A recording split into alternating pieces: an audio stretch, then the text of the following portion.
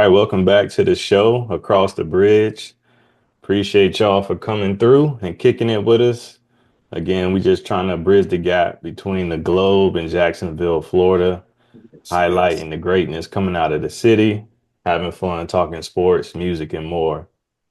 And we're gonna get into the sports today. We're gonna touch on back in our high school days, '04, '08, who was dominating specifically between T.I. and Lil Wayne. But before we get into that, you see I got on my NBA gear. You know what I'm saying? It's getting real. So we're gonna talk about some NBA news, catch up on what's going on in NFL trending topics right now, and then we'll see who's dominating Lil Wayne versus T.I. Mm. But before we get into that, how you living, bro? Good, man. Just came back from another school activity with my daughter. Had an art show. Real dope, man. They had pre VPK through fifth grade. They had a whole school full of artwork. That they had. They had like a nice little presentation. The course got down song, 4, 5 songs. Just seeing how terrible how terrible millennial parents are, cause like the kids on practice, they singing these songs and everybody talking, all the kids talking, ain't nobody telling the kids to be quiet, the parents talking on the bed. I'm like, god darn, like we just don't give a damn about nothing. But it was cool to see that. I think like if that was us when we was kids, everybody be be quiet, you know what I'm saying, get out, be something. People been getting beatings, but it was cool though. My daughter enjoyed it. Went out to dinner, me, her mother, and you know, now we here. That's what's up. So did she do an activity or it was She just they had her drawings up, so she had like the kindergarten did like a you know how like in churches they had like the stained glass at churches, in old school churches, but the kindergarten did like a stained glass type thing. So it was like drawings, but it was like theirs was up as like stained glass throughout it. She forgot she even did it. She talking about this stuff. She forgot what she even had did. I had to go find it for her and show her her work and everything. But yeah, man, it was cool. how was the field trip, man? I know you was excited. You got your background check The passed. field trip was it wasn't all I thought it was gonna be because it was only like two kids. It was only me and another little girl. It was me, my daughter, another little girl, and her mama. So we just walking around chilling. We ain't had no big group of kids. Um, a lot of the kids wanted to go with their teachers, and they just different, man. They love their teachers. They would hang around the teacher all the time. We want to run around and play and all that stuff. They wasn't necessarily they weren't doing all that. Might have been because it's a little hot. I don't know, but there's a lot of schools there. Oh wow! So I'm watching the doggone Minnesota Memphis game. Big game on right now. Anthony Edwards just went down holding his damn knee. He'll be all right. He young. Well, hopefully. But that's Uh, what's up, man. Glad you got to check out, sound like Twin Lakes doing something. they Uh, doing something. They and doing something. the field trip. Yeah, the zoo ain't my favorite. Last time I went to the zoo was last year. I went to the Atlanta Zoo. I love the zoo. I love it. Yeah. It was actually funny. I went from this dude, he's from College Park, and man, he hilarious, man. But he ended up getting us all a refund. He like, man, how we gonna be in the zoo and only see 50% of the animals? So Mm. he like, man, I need a refund. Why they wasn't out or something? They wasn't there or something? They sleeping, whatever they doing at the zoo, Yeah. outside of being there available for us to look at them. Yeah. You got to be at the zoo probably like between like 12 and 3. Anything after that, you can forget it. Mm. Yeah. So, well, Like the aquarium, I like the aquarium. I like all that stuff with animals, man. Animals, nature, and all that. yeah, I'm down with the aquarium. In West Palm Beach, they got the wild lion safari, something like that, where you actually drive through the zoo. Mhm. I remember I went, man. Fat Joe was behind me with his For family. real? I was like, bro, what is Fat Joe doing here on like a Thursday? I was doing it for extra credit. I had a life and science class, I think my first or second semester, and they were like, yeah, if you go to one of these things on this list, they'll give you 100 points, bro, 100 point extra credit. So I, I was like, shoot, I'll go. But yeah, man, that was the last. I mean, that was probably like the best zoo experience, so to speak, because everything is free and you just roaming around. The only things that weren't free were the lions, of course. They were in a little cage situation, but Do you know they got one of those like wildcat exhibits here?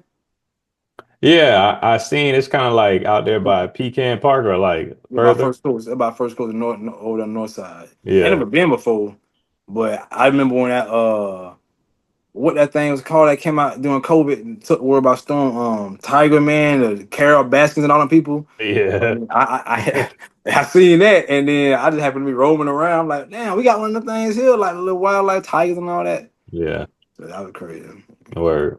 Cool, man. Well, breaking news, man. I seen you posted it on our page. It caught me off guard for real, but I feel like ever since Luca, we kind of talked about like, that was like a game changing moment. And I think it's starting to just trickle down in all aspects. But Mike Malone, coach for the Denver Nuggets, winning his coaching history for the Denver Nuggets, brought them their NBA championship, cultivated what people know as, the best center in the world or the best player in the world, Nikola Jokic, Jamal Murray, and boom, I think it was Tuesday. They said, "All right, my guy, it's been nice, but you got to go, man." What was your thoughts when you saw Mike Malone for the Denver Nuggets fired 4 games before the NBA playoffs? Initial thoughts was conspiracy. This is all a conspiracy to get LeBron James another championship. That's the first thing I thought. Really? Conspiracy. They firing the Grizzlies coach. They firing these coaches. So that's my initial thought. But then I'm sitting here like I remember telling you last year when I had read a report that that organization wasn't really on the same page, and it kind of just reminded me of what we spoke about last week when it comes to the Bucks. You got these teams who not used to winning, not used to doing anything, and they show it in the moves they make. So here you are, for what we about the week before the playoffs, pretty much. You decide I'm gonna fire the coach who's everything you just said. You gonna fire him, and not only do you fire him, you fire the damn with the GM. So it's like, well, if they beefing, why don't you just fire one of them? Why are you gonna fire both of them right now? Right? Then when you read the reports, you hear Nikola Jokic sitting there saying, "Yo, this is a bad day for the whole organization." You read reports and they're saying that a lot of it had to do with Mike Malone wanting to play veterans over young guys that the Nuggets is playing, which in my opinion cost them the opportunity to defend their championship against the Celtics last year because they didn't run it back properly. They let too many people go who was key pieces to the damn team in favor of young talent. Um, so it's a team in disarray. I mean, I wouldn't be surprised if them dudes went home in the first round right now. Just for the simple fact that that's just demoralizing. Like this guy who's a head coach now, I don't know if he what kind of experience he has, and you just don't know how the locker room is right now. You don't know if the locker room divided with the young versus the old versus the young. It's just stupid on all levels. I don't understand how could you do something like that. It don't make no sense. That's why I say it got to be a conspiracy. Yeah. I mean, it definitely has a huge part to do with leadership, right?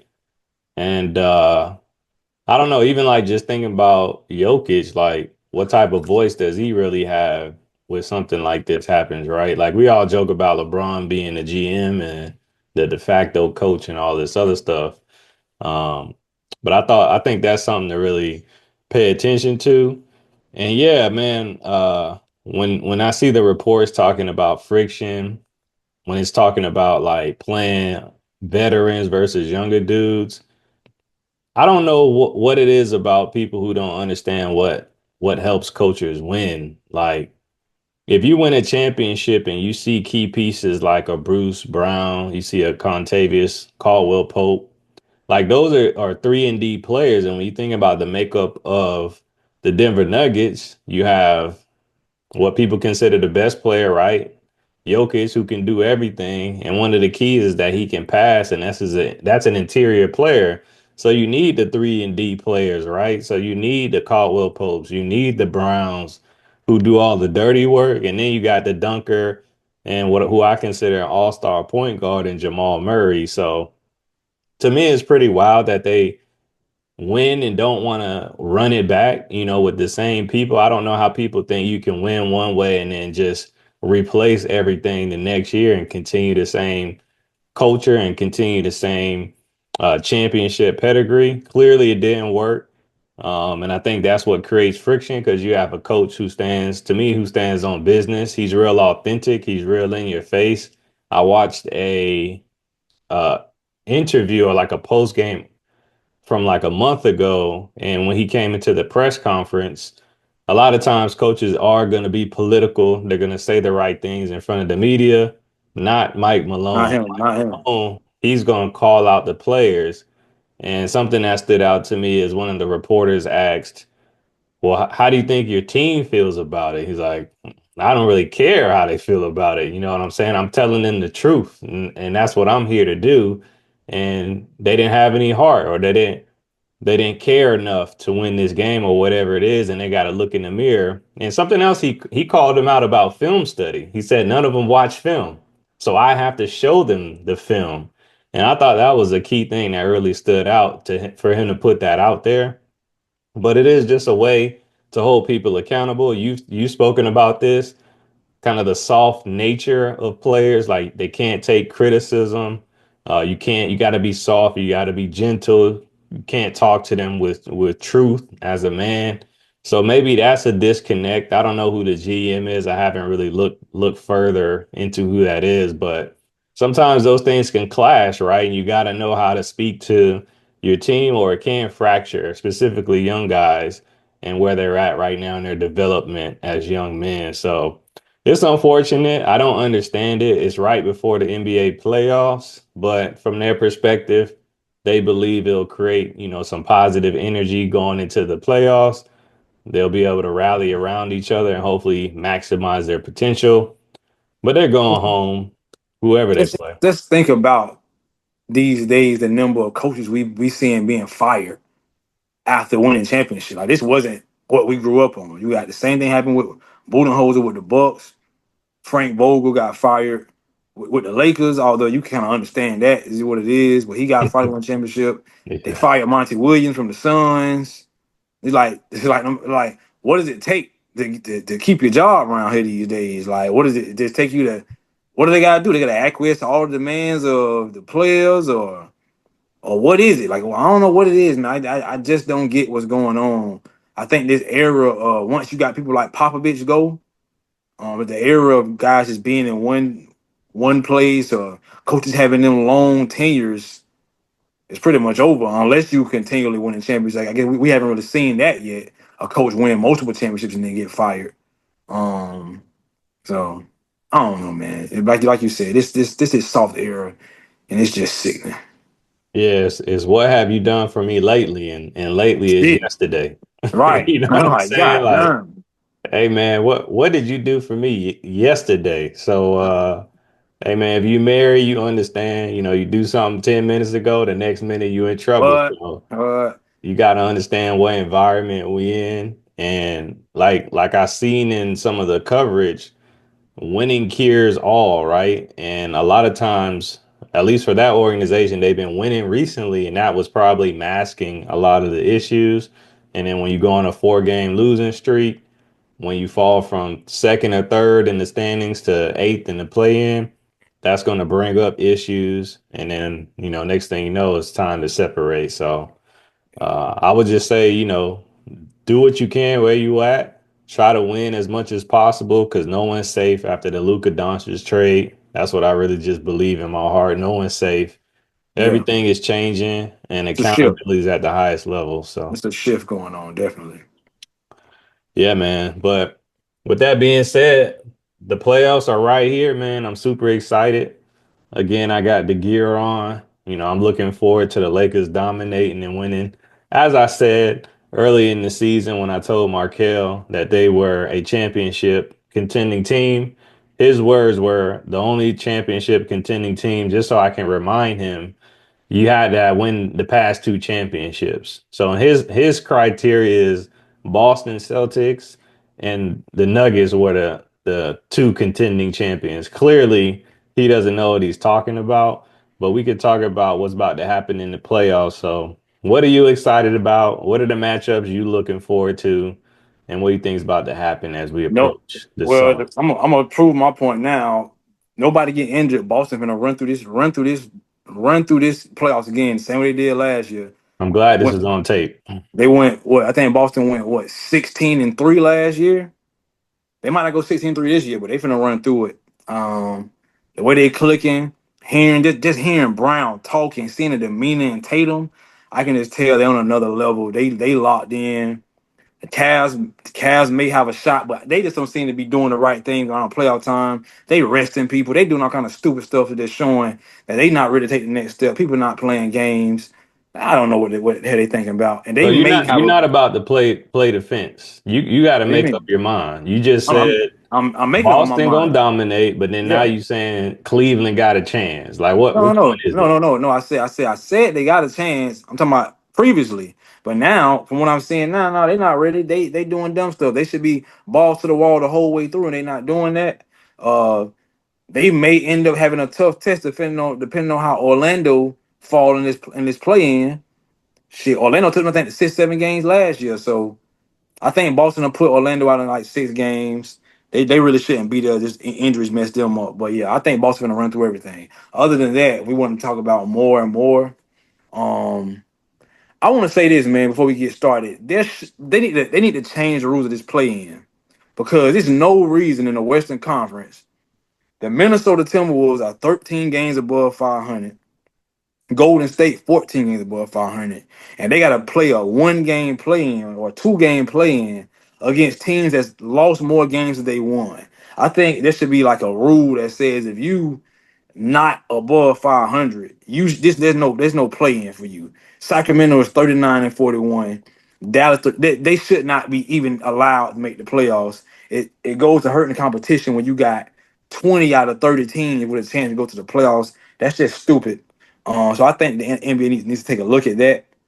Um, So what are you saying? Are you saying they just need to go back to the top 8 teams? no, because there are instances where you may have like where a team might win 50 games and another team might have a 48 win. That's happened before, where it's been so close back in the Western Conference teams specifically.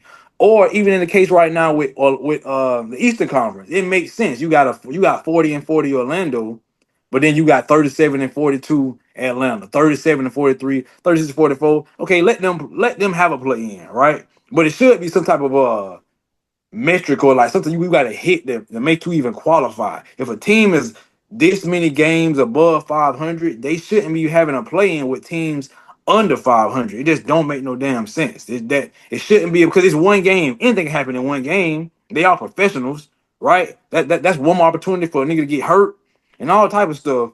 With them playing this BS ass playoff playing game as far as the Western Conference is concerned. That's what I'm saying about that. Yeah, I just don't hear a solution from what you're saying, I'm right? telling you, I'm telling you the solution. The solution is if you have a metric, right? You're like, okay, the solution is this. Right now, Sacramento is 39-41. Dallas is 38-42. You don't get to go to the play-in. That's the solution. You There's no you don't there's you don't deserve it. You don't you deserve to just be there. said the East should have a play-in, if I'm not mistaken. Listen what I'm saying. Follow me here. Let me break that to you again. The East has a situation where all the play-in other teams are within 4 games of one another. The West is not like that. The West is they 8, 9, 10 games back. So what's the reason? Think about it. You Why make would no Golden State? sense, dog. I don't You make no understand how this sense. does. I don't understand how this doesn't make sense to you. I can Everything explain was why. okay. Go ahead. You're saying the East, because they're only 4 games apart, should have a Right, play-in. right, And you're saying because the West teams are 8 games lower and right, below 500, they should not be eligible. right, But the West would actually be higher than the East in the standings. So you're saying the East, the huh? Bulls and the Heat have won 37 and 36 games respectively, right? Right, right. The Kings and the Mavericks have won 39 and 38 games respectively, which is Okay, higher than the East. So what I'm okay. saying is you're saying if the Bulls win because it's only 1 game, if they get into the playoffs, you're saying they're worthy simply because on the East they were only 4 games apart, but on the West you got a team that won more games. They're not eligible. Well, they in the East. That had nothing to do with nothing. They're in the East. They're in the West. That's two different things. Like put it like this. It's the same thing going on right now in the NFL. What they talking about changing the rule about certain teams getting home field advantage just because you're a division winner. They having a discussion now. It's like last year. I think it was Minnesota and Dallas, Minnesota and Detroit. They win in 13 games, but because they're in the same division, we can't get a home team. We can't get a home win, but the Buccaneers can be 9-7 or 9-8. They get a home win just because they won a sorry ass division. No, it don't have Yes, to be. What I'm saying can make sense both ways. Just right now, it don't play in the favor for the East because everybody's close. What I'm saying is, if it was close, then hey, yes, have the play in. But this ain't even close. well, Dallas and well, to that point, win the game, Warriors. Win the game, But that's Timberwolves. not the point. The point I'm making is they can win the game, but what if in that game Steph Curry get hurt? They could get hurt later on. What if they? What It if? don't matter. This What if they? What if Kyrie Irving got hurt, and that's why the Mavericks are only winning 38 games? Like that's ifs. We're not talking about ifs. Just win the game based on what the situation is. bro, all I'm sitting there saying, this is one game. They do not deserve to be there. You cannot tell me, you cannot try to make sense that a team who's won 39 games versus a team who's won 46 games it's deserve to be in the playoffs. No, you don't deserve a shot. But a This is team why. that's won 36 games deserves to be in there. No, but it's the Western. Listen, the fact is in the Eastern Conference, somebody regardless can win 36 games to be in. That's the point I'm making. The Hawks are 37-42. So if the Hawks lose one more game, they're gonna be under 500 regardless. It don't matter. The AFC gonna be under 500 regardless 9 times 10 That's what in I'm in the Eastern saying. Conference. But that's not the case in the West. In the West, no matter what happens, nobody's gonna be under 500 in that top eight. So they should not be having to be forced to be. They handled their business throughout the season. They're Everybody went not through injuries. forced. They just have to win the game, is what I'm saying. Bro, what I'm sitting there telling you is if he go out here, if somebody go out here and get hurt in this play-in game, they shouldn't be playing in, that is BS. That is just BS. They should not have to play in. Once again, if Sacramento was at 44 wins, that'd be different. But when you at 39-41, under 500, why are you even being allowed to be in the playoffs? What's the point of the I regular don't agree season? with that take. That let What's the us know point? in the comments. I'm gonna Yeah, post this. Let yeah. us know. Do you agree with Keezy I that bet they do. in the East they should qualify for the playoffs simply because they're closer in records and no one's and they're not above 500. But in the West, they should be Bro, penalized what what because what is the what is the point of the play into it? Why was the playoff playing created in the first place? The play-in was created for what the East is going through. That's why it was created. It wasn't created just to give two teams a chance. It was created because when we have these tight races, right? Then okay, let's have a play-in. It wasn't created for a team to be 14 games to 500 playing against a sorry ass bum ass team who don't deserve to be here. That's not why it it was was created. it was created to give more teams the incentive to make the playoffs. That's why it was created. No, because more teams can make the playoffs. At the end of the day, only 18 make the playoffs still. Only 18 still making the playoffs. Yeah, but in the past, if you weren't the top eight, you didn't make the playoffs. Now, if you are in the And top why? 10, you have a And chance why? to make the And playoffs. but why? If you were in top eight, why didn't you make the playoffs? You said if you're in the top eight, why didn't you make I it? said if you wasn't in the top eight, why didn't you make the playoffs? If you weren't in the top eight, why didn't you make the playoffs? Because you Yeah. weren't in the top eight. Well, why aren't you in top eight though? What's keeping you from being in number eight versus being number nine? The same things you're talking about for not winning the play-in. No, no. Injuries. What do you No, mean no? bump injury. Everybody get injured. You are 13 games. You are 13 games. They 11-9 games back, man. You don't be in the playoffs for that bullshit. Yeah, Think about yeah. what if Sacramento and Dallas both make the playoffs, and you got Golden State and Minnesota sitting home with 47 wins because That they mean couldn't they win one lost. game. That's bullshit. That mean Because they that's not even how the lost. because that's not even how the playoffs are played. The playoffs you had a series, so make it a damn series if you're gonna do that. You might well add a whole other fucking series in. Make no damn sense. You not making no sense, The but NBA just the that's NBA just normal. do dumb shit. NBA just keep doing dumb shit. It don't make no damn sense, They man. just need to win and you on one. You They on can win. They yeah, can win that's that game, and Steph Curry tears Achilles, and not a whole damn playoffs ruin because he playing a meaningless damn game. he could tear his Achilles in Well, as the that A seed. It don't matter. and it don't matter. But if he tears an AC, at least he playing in a fucking playoff game, not in a damn play-in game. Just win the game. Okay. So what's your take on the playoffs instead of crying about the play-in? What about the actual Get playoff? rid of play. Get rid of that shit. My take on the playoffs, man. So right now we got OKC. If at the end of the day, OKC playing Oklahoma, playing Minnesota. Let me look at this schedule. 'Cause So it's only fucking two more right games now, left. what we got is on the West, right? We got the Thunder most likely playing the Minnesota Timberwolves. We got the Nuggets versus the Clippers as the 4 and 5 seed. We got the Lakers versus the Grizzlies, the 3 and 6 seed, and then the Rockets versus the Warriors. I think the Timberwolves finna win tonight. I think Memphis gonna end up being that eighth seed, and I think OKC gonna put them out. I think it is gonna end up being Clippers versus Nuggets in this first round. Who get home court advantage?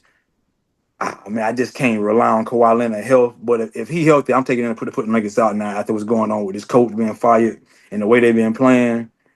I don't know who the Lakers gonna play. I definitely know they want the Grizzlies, but I'm thinking they finna get Golden State or the Timberwolves, and they either one of them teams they going home in the first round.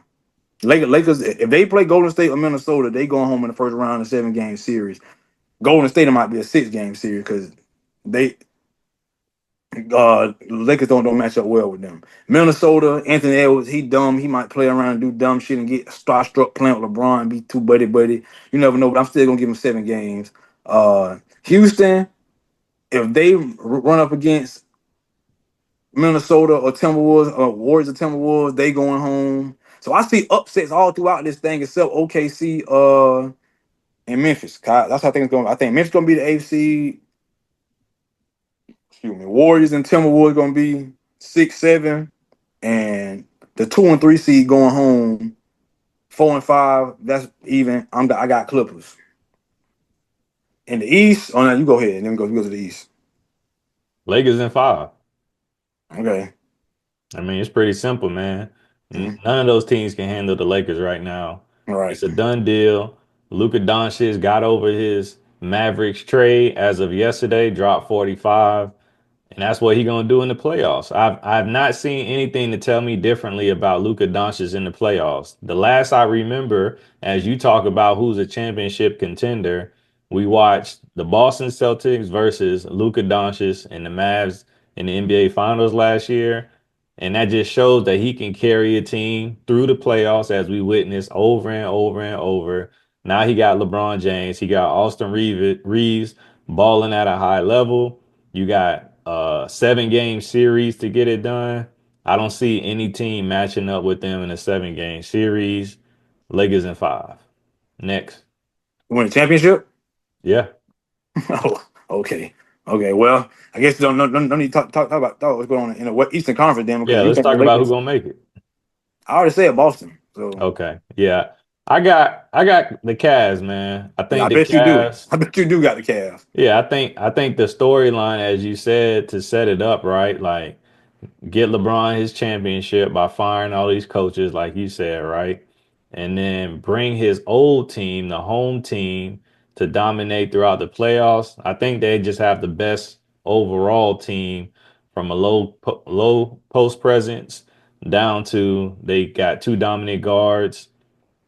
I mean, Boston is the threat, but you just never know with Porzingis and his injury history. Will he be 100% healthy? Will he be able to provide, his 3 and D? We'll see. Al Horford's a little older. I mean, he's still aging like wine though and balling, but it's another year on his legs. And then you do have Brown, you do have Tatum, but sometimes they're off, right? Sometimes they are off. So if they're not hitting on all cylinders and those threes aren't dropping, I do believe they can be had in the playoffs this year. So I do got the Cavs coming out, but Boston definitely is a threat. No other team in the East, Yo Magic, whoever, you want to say I don't believe really is going to compete with them. So I look forward to the East a lot more than the West because we already know what's happening in the West. But I think it's going to be a great playoffs, and ultimately LeBron will get his fifth championship. And I'm gonna just look at you crazy as you're gonna find other ways to say he not the GOAT, but you're gonna have to pack it up. You and all the LeBron haters gonna have to pack it up real soon. Yeah, the same way Pat Mahomes was going to win, the same way Duke was going to win. Every championship team you pick, they end up losing. You just keep picking with your heart and your fandom, not with your head. I picked So, Florida. no, you picked Duke. We're going to run a tape, but you picked Duke to beat Florida. No, Yes, you did. You picked Duke to beat Florida. I said they should. You picked Duke to beat Florida, bro. You said Oh, Cooper who flag. you picked to win? I picked Duke too, but I don't Okay, give a damn. You picked them too. I don't give a you damn. You picked crazy. Duke to beat Florida. Okay. Well, You yeah. picked Duke. Shout out to the Gators. You know what I'm saying? We talking about this already. You talking about UM and all these other schools. Shout out to the Gators. You know what I'm saying? Just go ahead, hop on the That's a bandwagon. Know what's laughable. That's going a on. laughable that you think they a better football team, man. That's laughable. I mean, hey, I just think they're a better school. I don't care about that. Well, that's what I'm talking about. That's football, basketball, swimming, track, whatever it is you want to talk about. Gators. And So about football. Football only. We down south. I care about it's great to football. be a Gator. Um, but anyway, man, so Lakers in five. But let's talk about Carmelo Anthony, Dwight Howard, and their legacy. So they officially were inducted into the Hall of Fame, first ballot. So you got Carmelo Anthony coming out of Syracuse, one of my favorite players actually. I should go throw on his jersey jacket I got back there. But Carmelo Anthony, Dwight Howard. What's your take? Do you believe they're first ballot Hall of Famers? Do you believe they're worthy? And what do you make of their careers and legacy moving forward? Definitely top ballot Hall of Famers. I just think the fact that the White Howard was not given top 75 is a travesty because he was top seven and keep it. His career was better than Melo's. Like on all levels, his career is better. He got more accolades. He got championships. I mean, Championships. championship. He got a championship. He went to championships. That's what I should say. He led his team to the championship on his own. Melo struggled for mightily his first few years. He even got a first round of playoffs. Man, I'm trying to think. I don't know how many times he made it out the first round of playoffs as the lead dog on his team, maybe like once or twice. So the fact that and this ain't even it's not even a knock at Melo, he also one of my favorite players of all time. I think he, Sound like it. huh? I said it sound like it. Yeah, well, I'm saying, uh, growing up from what we've seen, I definitely would put him as a top five scorer all time in our generation of what we've seen him. Kobe, Jordan, Tracy McGrady, and Kevin Durant, like them top five scorers in my opinion on all levels of scoring. But this the fact that they didn't put Howard in there show you how political this thing can be. I mean, I tell they got it's just ridiculous how they did that NBA top 75. So who would you Um, take out? Dame Lillard. They got Dame Lillard in over the White House. If I remember correctly, the NBA, the 75th anniversary team, if I can remember correctly, they didn't have Dwight Howard on that damn team. So take out Dame Lillard. What the hell he did? What the hell he done did to deserve to be in the top 75 over the Dwight Howard? Crazy. And what did Melo do to deserve to be in the top 75 over the Dwight Howard? So that is what it is, but I definitely think they both deserve to be top first ballot Hall of Famers. They hooped on high levels. Both of them were some of my favorite players in the league growing up in that era. So shout out to them, congratulations to them. Definitely shout out to Melo for what he doing off the court now. I was reading an article, um, business wise, like Melo making big moves, business wise, taking care of his money. And this What's and big moves? like I think they say like he like 200 something million as far as like investing in tech when he was down there, real estate up there in New York. Um, I can't really say he was in cryptocurrency or nothing like that, but it was just a quick read I had. But it just made me think about all the generation of players before him who we kept hearing stories about losing money, making bad investments. Think about KG, think about Clinton Portis and Fred Taylor and all these dudes who was making bad investment with their money, losing their money. Then, but Melo sitting there just chilling. He did the right thing. He was about his money his whole career. I definitely think he one of them guys who cared more about winning, making money than winning championships. Because the narrative was that he wasn't supposed to re-sign early in Denver because it was supposed to be him, LeBron, and D Wade, and not Bosh. But it couldn't be him because he re-signed that contract early in Denver and got that big payday. But like I said, man, shout out to them. But Dwight Howard definitely is a top 75 player of all time.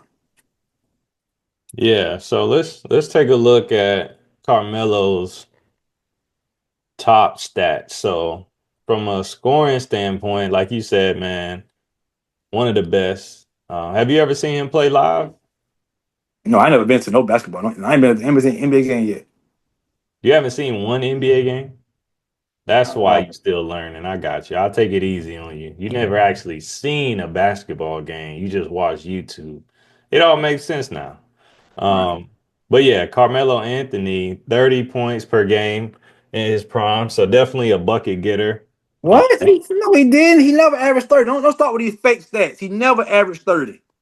never Never. He's never averaged 30 in a close season. to 30. That's what I'm All right. trying He never even averaged. He come on. Don't start with these to fake stats. say. Damn.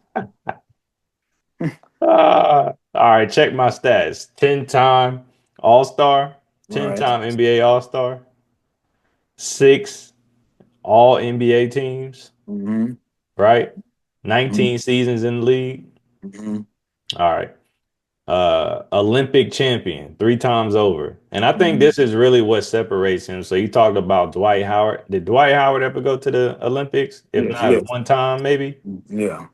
So I think that's what boosts Melo up because he wasn't only a 3 time Olympic champion. To me, he was the best player on those teams every year. And he was playing like center, and they needed every bucket from him. He played in the post, he played big.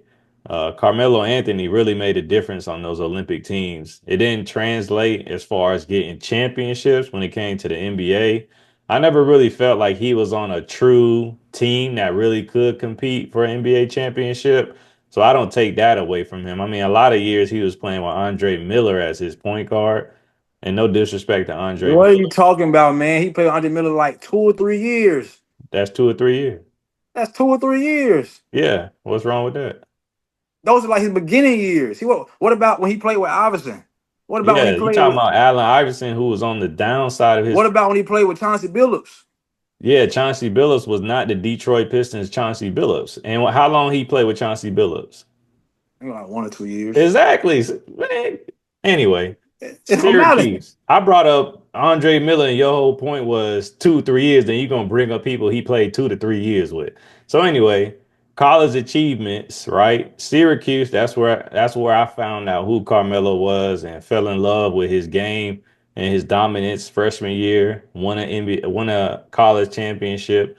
So he is somebody who has the pedigree to win. But he came in with LeBron, and that just overshadowed, I believe, his greatness, just like Kevin Durant as well. Those are individuals they were measured up to, and LeBron just always usurped the levels that they went to. So, Yeah, he definitely got robbed for the rookie of the year. I'm glad everybody come out and saying that now. That Melo should definitely won rookie of the year over LeBron, but he the chosen one. So yeah, who cares about the rookie of the year? But yeah, anyway, overall, didn't win the NBA championship. Yeah, we can hold that against him, but overall, dude is a Hall of Famer, definitely a first ballot candidate. He is doing great things. I'm excited to see how his son does.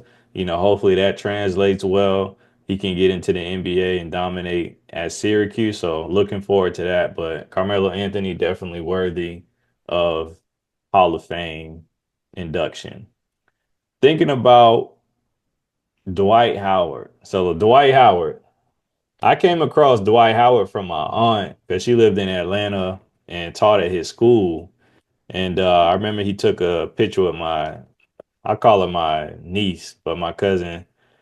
She's actually graduating from Clark soon. But yeah, man, she took a picture with him like right out of high school. And I just remember how tall and athletic he was, man. So I was like, he gonna have a chance But he surprised me what he actually did in the NBA. Of course, we're from Jacksonville, so he came down by the hometown. So I went to a lot of Orlando Magic games. And it was cool to be able to see them, build some prominence during his career there. Like you said, he was the main show. He did lead them to the NBA championship. They fell short to Kobe Bryant, if I'm not mistaken. But three-time defensive champion, back to back to back, right? So you have somebody who dominated the paint. He did have some of a low post game, back to the basket, could do a couple of moves. Where I think he really gained prominence and what took him over the top was his dunks. So you have somebody who created the Superman image, kind of modeling the Shaq dominance, and he really did his thing in Orlando. I am glad he did get a championship. Of course, tag teaming with the King, the GOAT, LeBron James, to get that championship with the Lakers. I know you discredit it, so I don't know if you even count this as a championship for Nope, Dwight nope, Howard, even though you brought it up without nope, the asterisk. nope. But shout out to Dwight Howard. Shout out to Orlando Magic. And yeah, I don't know if he gets enough respect. A little funny stuff happening, off the court. So I don't know if that diminishes it or not. A lot of stuff he went through with the Orlando Magic off the court. So, glad to see he's still doing his thing. And yeah, does he play with you know, the popcorn chicken, whoever? He was overseas playing. It's all right. He was overseas playing in the game. I thought it was still asking to come back. So, What do you rank anyway, him? What do you rank him all that? What do you rank these dudes all time? Are they top 15, top 20, top? What do you rank them? would I rank them all time top 20? Nah, I wouldn't. I wouldn't say top 20 for either one of them. I'd rank Carmelo higher, just because I like Carmelo. But like if I was drafting, that's how I like to think of things. Like if I'm drafting a player, who am I picking first? And it wouldn't be Dwight Howard or Carmelo in the first 20. Um, in their positions, yes, right? Position wise, 100%. But like all players, who would I choose? I wouldn't choose them first. But it's not about that. Just celebrating, their greatness, doing it at a high level for a long time. And it's just crazy to see those types of players are the ones getting into the Hall of Fame right now because it just speaks to time, Age. right? Yeah, just time going and You moving. just talk about my grades. Yeah, God we in the damn. new generation. So yeah, it's really interesting. And then again, it just goes back to LeBron James and his greatness and how it's like What the he's still hell? balling. He's still balling at a high level. It's just The hell outrageous. I got to So do with what the hell got to do with LeBron James? That's another thing. Dwight Howard really in that he should still be playing too. Like you just said, it's politics. They got him out of. Matter of fact, LeBron James, you're right about LeBron. LeBron, the reason that man not in the league right now, they say he called him a bitch, and he got him about the Lakers for calling him a bitch. hey, So what kind of shit is that? He the chosen one. He the king. He the queen. That's some bullshit, dude. hey, That's that's some what's up. bullshit. What would you say are your most iconic moments from Carmelo and Dwight? Most iconic moments from Melo, man, the championship in Syracuse, really. Like that's what because me and Marvin used to be beefing. We used to be arguing. I was a Melo guy. He was LeBron. Cause you can't see LeBron too often in high school. And then I seen when they played in high school and Melo beat him. But Melo was a senior and he was a junior. But Melo was dropping him off then. He came in and did his thing, got the championship. I'm thinking he might be one of the last great freshmen who had that hype to win that chip. I thought Cooper Fly would have did it. KD didn't do it. Beasley, all them boys didn't do it. But Melo, I became a fan of him very, very young. And then just the jerseys in Denver, the shoes, he had them Jordans, them 2.5s. He had a pair of Jordans. Them just were so hard. It was Denver Nuggets colors. Just remembering how he played, man. Just how skilled he was. Like when it comes to putting that ball in the hole, man. All levels, quick release, one dribble pull up, you know what I'm saying, back to the basket, everything. He had it all, man. Offensively, it was amazing. Um, so yeah, that's my most memorable. He, like I said, he didn't do shit, and all his years in the league, he only made it out the first round twice. So there's not many things I can say for him in the playoffs. right? I remember he had that memorable series with Kobe with Chauncey Billups when they went to the Western Conference Finals, and he battled Kobe pretty decently. But that's about it, man. I don't remember too much of. And then him swinging on Jared Jeffries and one of the Knicks against suspended for them 25 games. I remember that. That was funny as hell too. But that's about it. Yeah. I just took a look to check in, like who was on that roster? Hakeem Ward. Oh my gosh, you Yeah. remember him? Hakeem Ward, McNamara. McNamara, yep, Yeah. McNamara, Jim Boeheim, but they was. I want to get that man. I remember that guy. Who they beat? Who did they beat in the championship? Was it Kansas or something? They had beat Kansas or somebody. I'll And have to look. But I think it shout was Kansas out they had to to beat. Hakeem Ward. That's crazy. I feel like he was a hooper. Um, but yeah, I mean, definitely that's a highlight moment for sure. That Syracuse championship.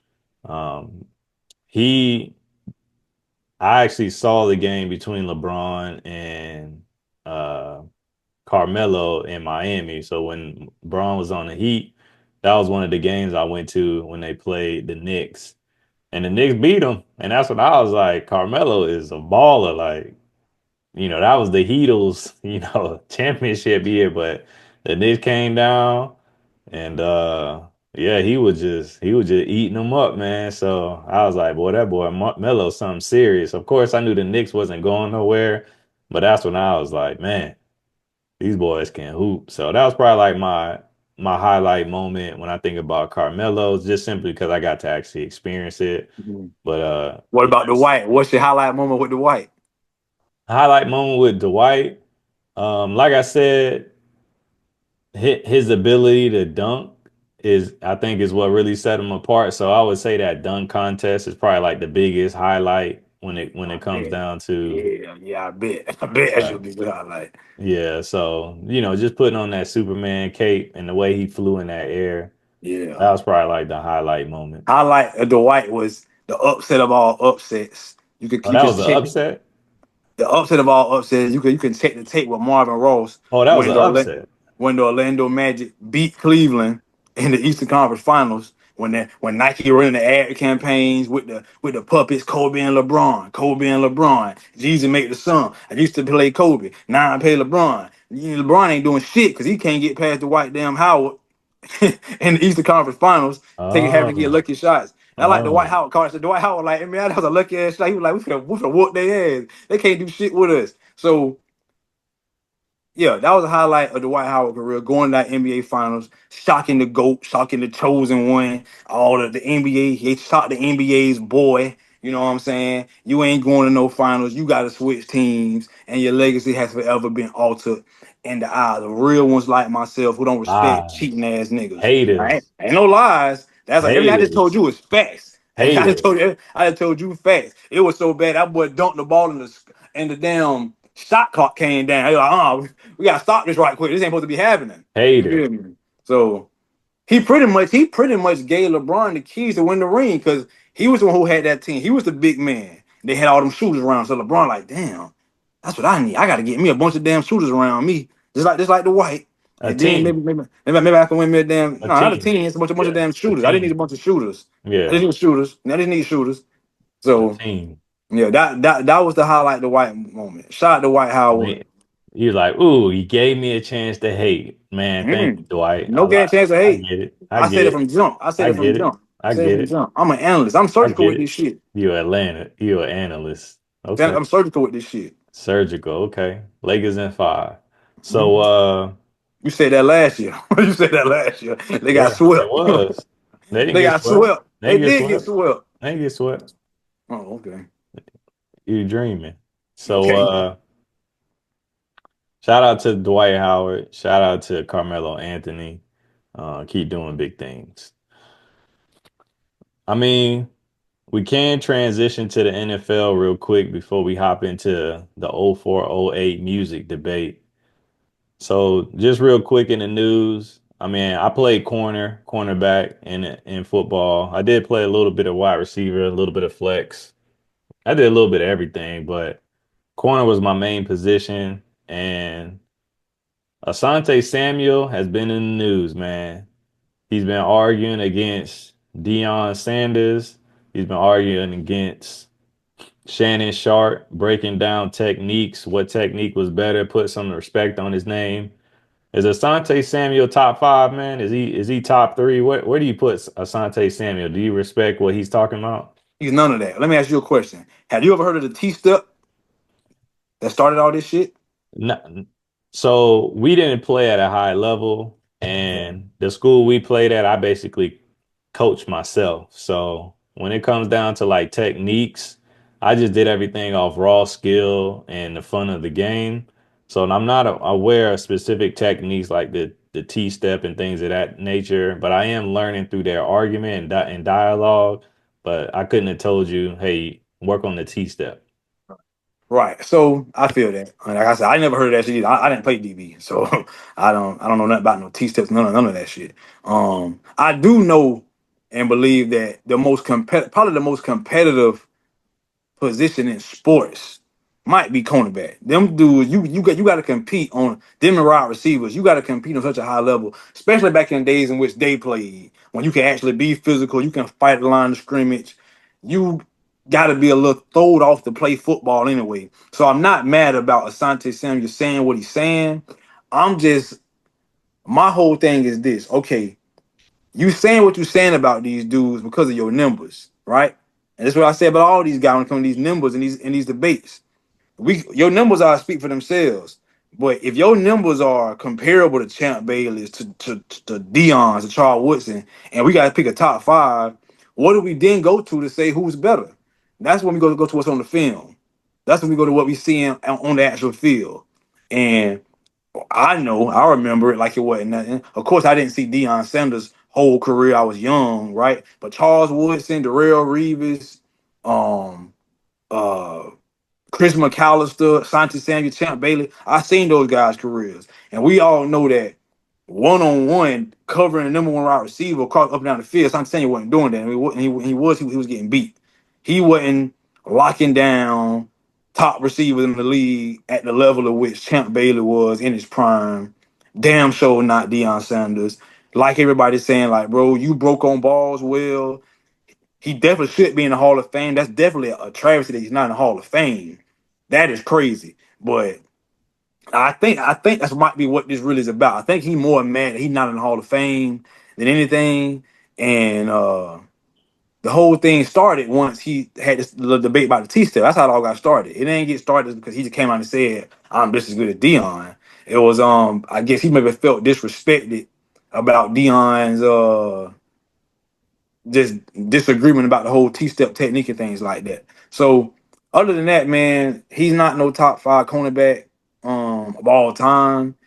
Was he top five back in the day with us when we were coming up in high school? Maybe he might have been top five. I think about off the top of my head, Champ Charles, Samuel definitely be up there, Darrell Reeves, and I had to think about somebody else, right? So definitely top five, maybe when we came up, but of all time, no, he ain't better than no Champ Bailey. He not in no damn Deion Sanders, none of those guys class, nah. But the main point, these numbers don't tell the whole story. You can't just say, look at my numbers and say I'm just as good as them and expect us to believe it, right? You supposed to believe it, you supposed to say it, but I'm not believing that. Yeah, I mean, I respect Asante Samuel for sure. But I think about people who even played on like the same team. I don't know if it was at the same time, but like he would be like a Ty Law to me, right? Like, is he better than Ty Law, for example? And that was somebody who was quiet, but I feel like had a dominant presence when it came to the cornerback position. When I think about like all time, just for people, I would even just think about, of course, Darrell Reeves, the Charles Woodsons. You have man, it's somebody I can't think about. Champ Bailey, like you said. Of course, Rod Woodson, you got Deion Sanders. You got a lot of people that I think I would name ahead of Asante Samuel. He's more to me like if I think about tiers. I would put him on like the Antonio Cromartie type of list. Like those are the type of cornerbacks that I would say like, hey, he's on that type of level. The Patrick Petersons, like people that had that dominance, but like all time greatness. Those are people who I would line them up against. I don't know what the numbers are because again, when I think about numbers, sometimes that is inflated because in the game of football or any sport, it's all about strategy. So if I know I have a premier cornerback on the left or right side of the field, and then I have somebody who's I wouldn't say a scrub, but less talent, right? Somebody who I can attack and strategize to put my best players against and win the matchup, then I'm a challenge that side of the field. If you've ever watched an NFL game, typically if you see an injury to a key position, they substitute a man in that next play, they're gonna attack that specific individual, right? Because they haven't been in the game, they're rusty, and as far as on the depth chart, they're lower in value from a skill standpoint. So it's just natural if you have multiple people on the field and one is a generational talent, they're gonna aim towards the other side of the field. And in that case, you get people like Dion or you get people like Darrell Reeves who won't have as many opportunities to make the play on the ball. But with But that being said, I'm go gonna ahead. break this. Go ahead. Go ahead.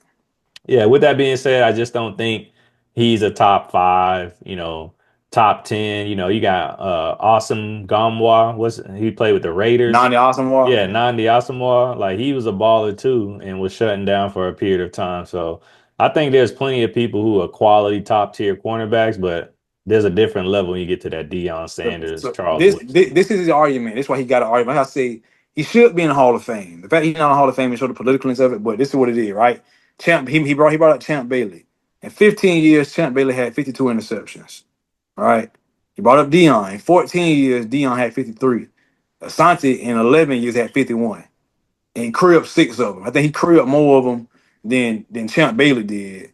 Not more than not more than Dion. But then on top in the playoffs, he holds the all-time record for pick sixes, interception yards, and passer defended. Sometimes Asante Samuels.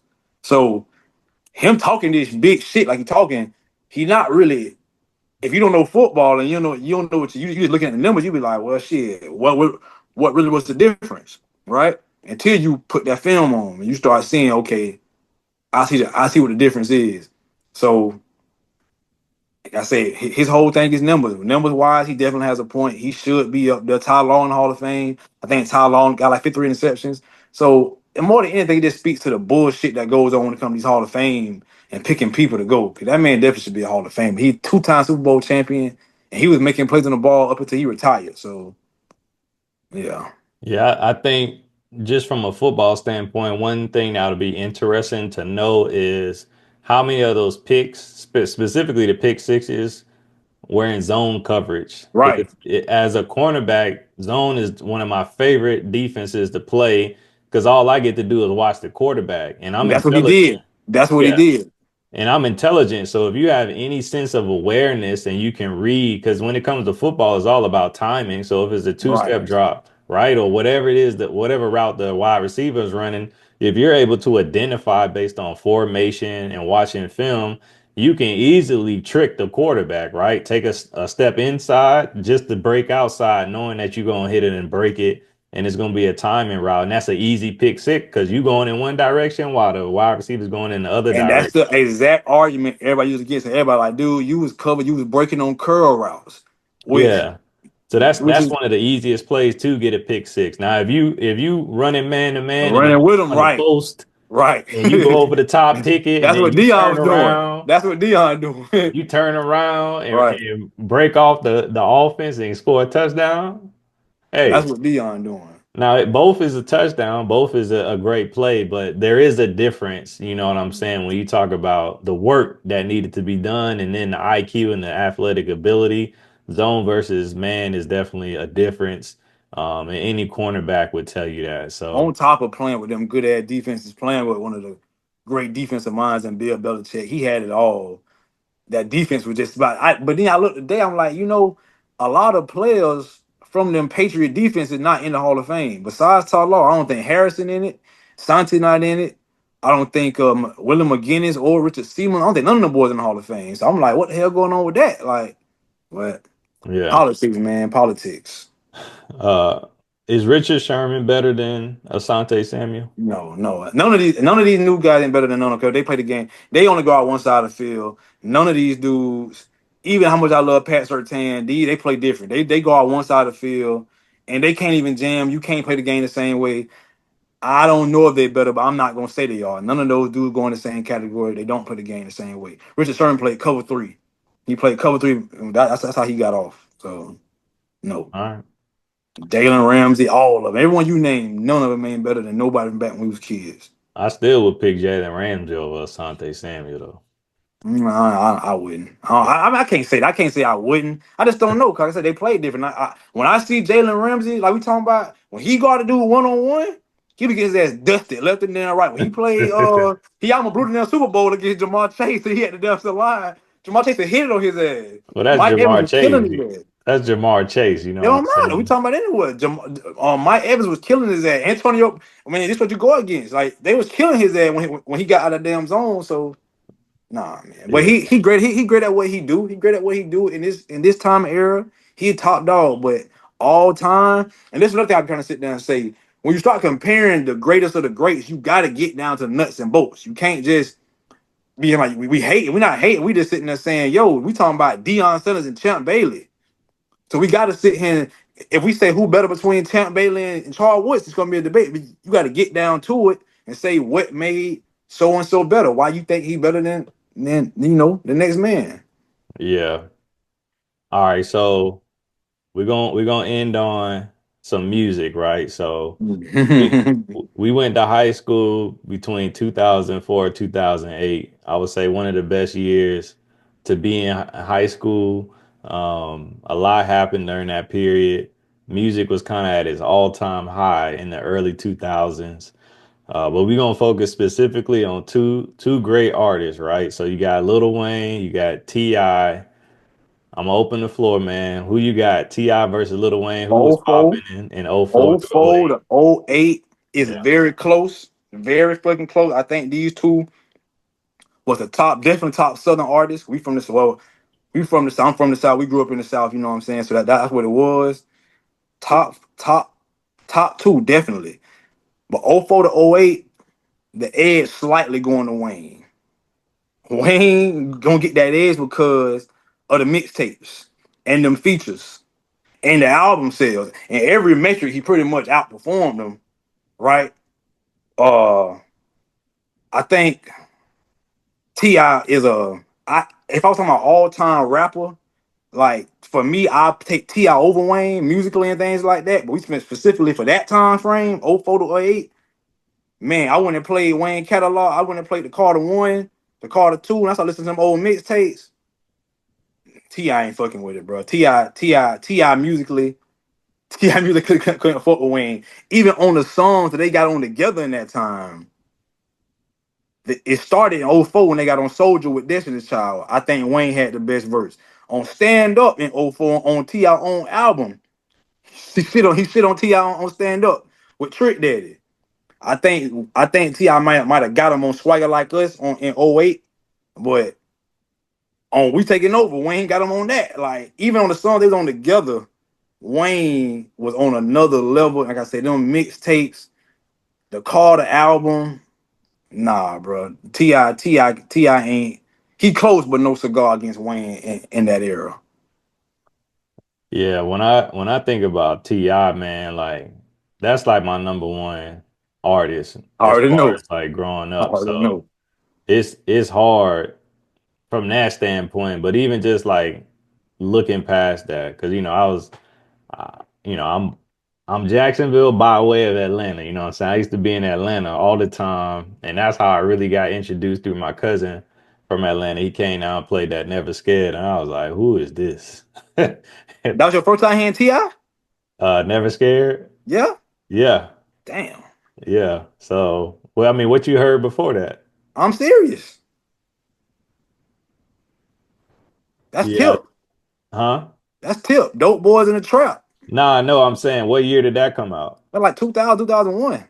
Never Scared came out oh 03. Yeah, because I heard it. You sure? I'm positive. I'm a Ti fan too, top of the line Ti fan. I'm And my talking about cousin when it came out, but like when came it out was playing in 2000, Atlanta. 2001. It Okay. came out 2001. Yeah, because I heard it in sixth grade. Never Scared came out oh 03, oh I two want oh to say I three, heard it in sixth grade because I oh was two listening oh to three. him. But anyway, middle school is when I got onto him because I seen him at Come Together Day. He performed Be Easy, and I was like, yeah. Yeah, And y'all that's trap that's music. actually where I bought I'm Serious at Come Together Day. I Okay. bought the album there. But anyway, when I think about T.I., man, like, so I kind of looked at it from biggest hits. So who had the biggest hits when we think about T.I. versus Lil Wayne during that time? And to me, it was T.I. So I tried to do a little bit of research, right? Mhm.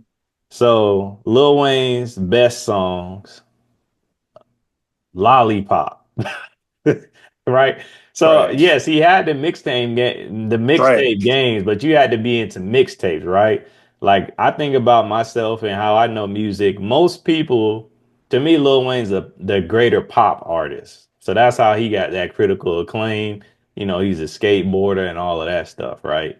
But most people they don't listen to mixtapes. They listen to what's on the radio, and now people listen to what's on TikTok. But back then it was what's on the radio, and that's what people were listening to. And to me, that's where you would find T.I. and his acclaim. He was always on the radio, but when you had the Lil Wayne, it was the little lollipops. He had a Millie, 6'7". That was a song. Um, T.I. Of course, he had Soldier, but he had them hits with like Justin Timberlake, right? Blurred Lines. We taking over. But he had what was it? Swagger Like Us. Lil And Wayne on that. I know, but I'm saying I'm saying those are like major hits. It was another one he had. I can't think. Yeah, he had What You Know. What you know. Yeah, those are all right, like top back, what you know. But to me, when I think about albums, the album I'm playing is Urban Legend, man. That's the shit. That's the That shit. that album from That's the top to shit. That's bottom, the shit. man, that's just a classic, man. So yeah, I'm just leaning towards that when it comes to the music. When it comes to performance, I've seen both of them. T.I. got the performance hands down. Lil Wayne to me, he just kind of stands in one place. Even Jay-Z kind of surprised me, not to get off topic, but Jay-Z Jay-Z a surprised me. terrible, he a terrible performer.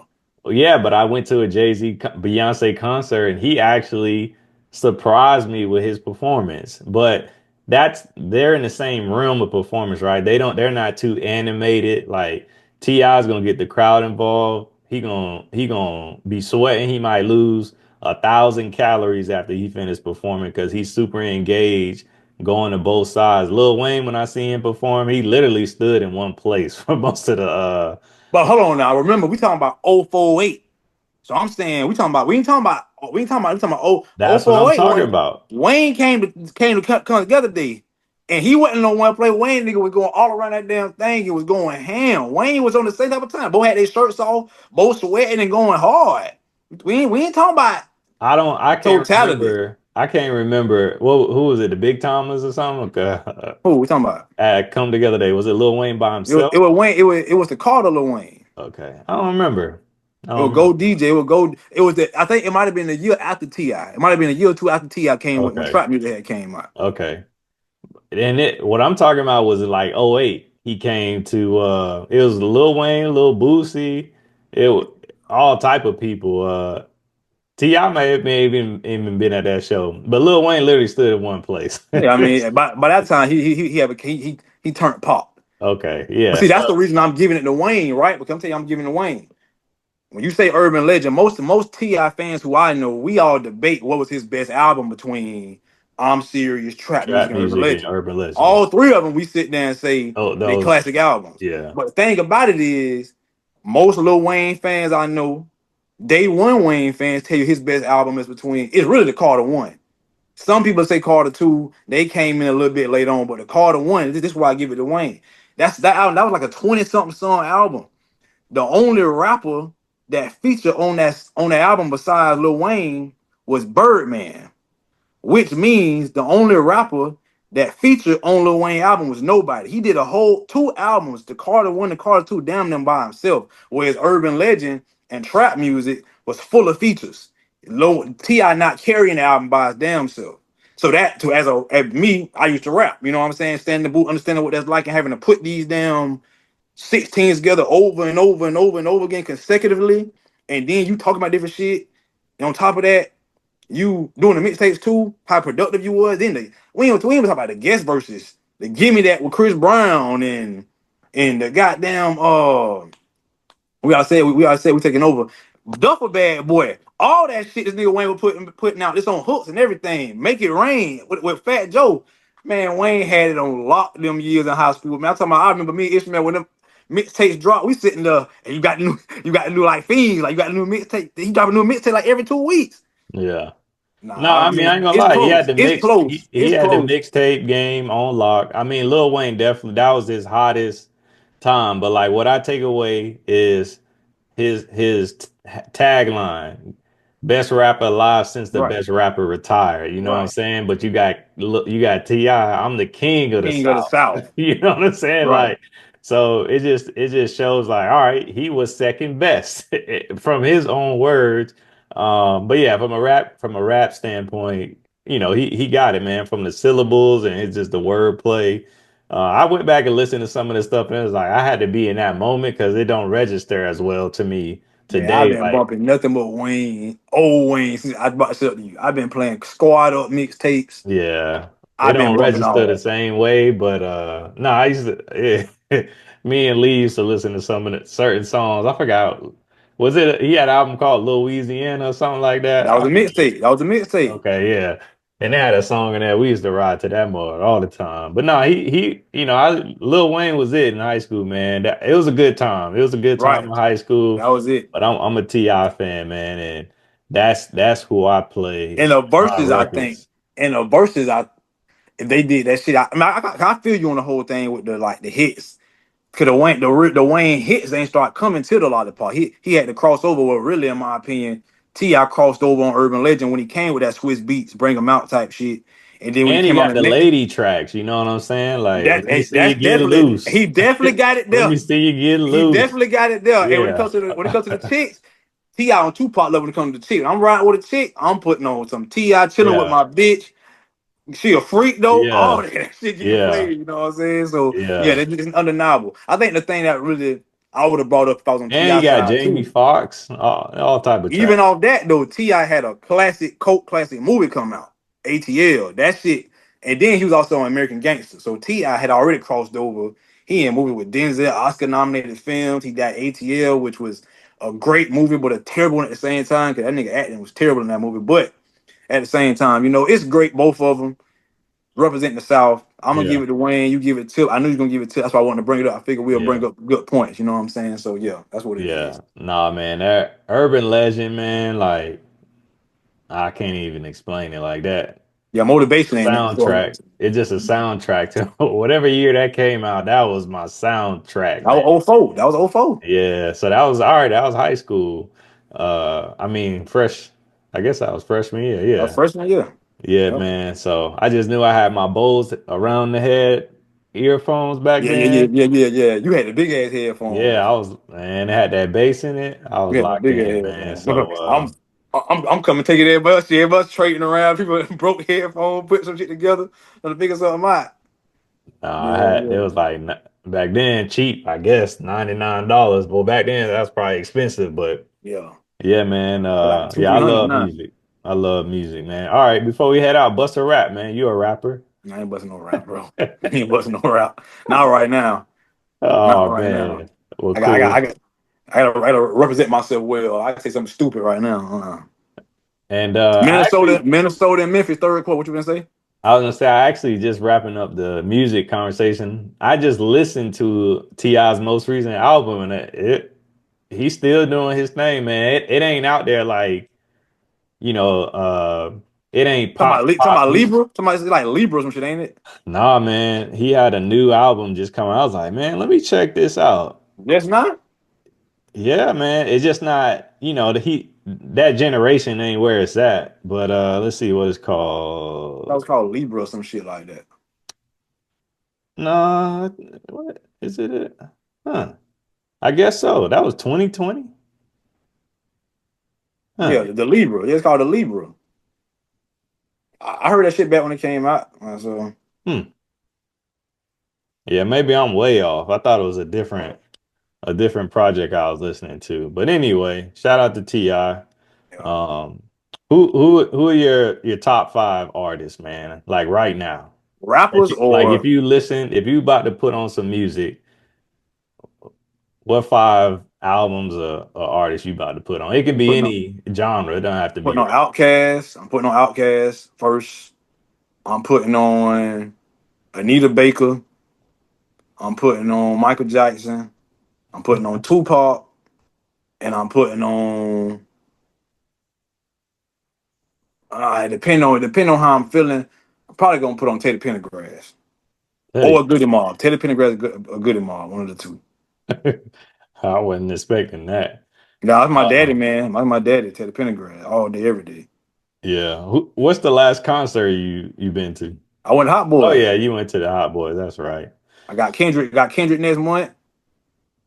Damn, I'll finna buy a ticket to Chris Brown, man. I got to get me a date, but I ain't trying to pay for nobody, so fuck it. Have you seen Chris Brown in concert? I think I'm trying to think that he come together day, and I saw him there. If I did, I don't Come remember. together day. That would be crazy.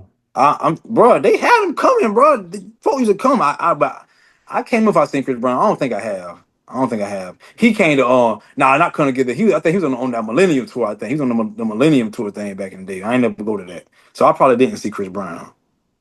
Gotcha. I wouldn't mind seeing him. I think he the greatest performer of all time, male performer, besides Beyonce. Word. Yeah, like kind of my go-tos right now. Currency, Wiz Khalifa. When I think about rap, Young You still in the C. Wicked Leaf? Or you talking about Wiz period? Yeah, just Wiz. Period. Like I listen to old. Like I was listening to Car Service the other day when I was working out. He got Do an he still album. rap? He still make music Yeah, he got Cushion Orange Juice too coming out too. Word. in 10 days That was on the the shit. 20th. That album was the shit. That mixtape, boy. Yeah. Oh, And he's bringing back those same vibes, so I'm curious to see what it sounds like. But Wiz Khalifa Currency for sure. Young C, that's one of my favorite artists to listen to right now. Frank and Goga, that's one of I wish he just put out more music, but R&B tip. And then Kenyon Dixon, I've been vibing to him a lot lately. He's the last person I've actually seen in concert yeah. at a jazz lounge in Durham. Mm. And it was a good vibe, man. It just he does like the con or the tour he was on was like R&B love song, something like that. So it was just a good vibe. I took my wife on a date and it was just grown Word. people in there, you know what I'm saying? That, Like, that's the vibe you want, yeah. too. That's the vibe you want. I forgot It Kendrick. Yeah, I'm tripping out Kendrick. I'm always playing Kendrick. But yeah, you want that's that true. vibe, bro. I don't want to be around no young people, No, dog. it was grown people, Oh bro, no, young people. and everybody was just vibing with they woman, You made me think buying about they drink. going to Aromas right now, seeing what the vibe like in Aromas, finna watching this game. Yeah, I ain't been in aromas in a minute. That's where the grown men be at with the cigars. Yeah, I used to be stupid, with the stupid alphas and the old nigga. Qs in there Yeah, these on niggas like here Wednesdays tripping. and Thursdays. That's what's up, man. Shout out to Aromas. Shout out to Jacksonville. Yeah, man, Duval County. We gotta get it. They doing stuff down here, man. When you see they building shit, man. They building stuff up, man. They why We just talking got to about be some a part tripping, of it, man. tripping. You gotta edit that part out, but Uh, yeah, yeah, I got you. I yeah. got Tripping, I'm tripping. you. I, I mean, uh, they can see it on your stories, but yeah, but still, these niggas they might not put it together though. They might not. It's Jacksonville. They uh, might not click to these niggas. yeah, but no, Jacksonville doing his thing. I got to get back to the across the bridge segments. We got some people to shout out in all aspects, but we got a guest coming on the show, not next week, but the following show as we watch the draft and prepare for the draft. So I look forward to that. We'll be bringing on more guests and just keep bringing this content. We just ask, hey, hit the like button, Word. subscribe, leave us a comment. Let us know Yes. what y'all think. Is Keezy correct when he comes down, when he's talking about the play-in tournament? Yeah, Is he man. Let me know, tripping? man. Let me Is know he my tripping. tripping? Is he That shit trying to out of put here, in man. subpar teams and then say on the West they shouldn't get in, they don't deserve it? He don't make sense. I Get him know. out. Let us know in the comments what you think. But I appreciate y'all. Tune in next week and we out. Keezy and Jahmal Keezy.